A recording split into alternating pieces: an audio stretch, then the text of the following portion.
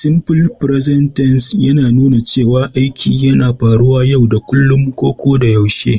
Jimlar da za a iya yin amfani da ita a matsayin jimla ta simple present tense za ta iya kasancewa jimla ta positive da ke tabbatar da magana, sannan kuma za ta iya kasancewa jimla ta negative da ke musanta magana, sannan kuma za ta iya kasancewa jimla ta tambaya wato interrogative.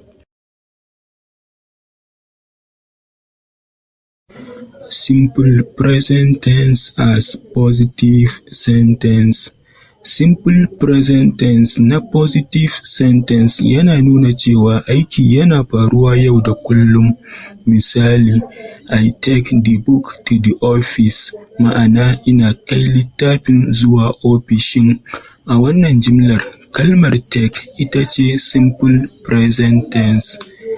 Shehu sleeps 7 hours every night, ma'ana Shehu yana yin baccin sa'o'i 7 kowane dare.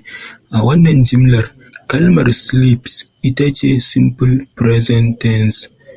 The President of Nigeria lives in Abuja, ma'ana shugaban ƙasar Nigeria yana rayuwa ne a Abuja. A wannan jimlar, kalmar lives ita ce simple present tense. Simple present tense as negative sentence. Simple present tense na negative sentence yana nuna cewa aiki baya faruwa ko da yaushe. Misali, I don't take the book to the office, ma'ana ba na kai littafin zuwa ofishin. Shehu does not sleep 7 hours every night, ma'ana Shehu baya yin baccin sa'o'i 7 kowane dare. The President of Nigeria does not live in Abuja, ma'ana shugaban ƙasar Nigeria baya rayuwa a Abuja. Simple present tense as interrogative sentence. Haka kuma za a iya yin amfani da simple present tense a matsayin jimla ta tambaya. Misali, do I take the book to the office? Ma'ana shin ina kai littafin zuwa ofishin?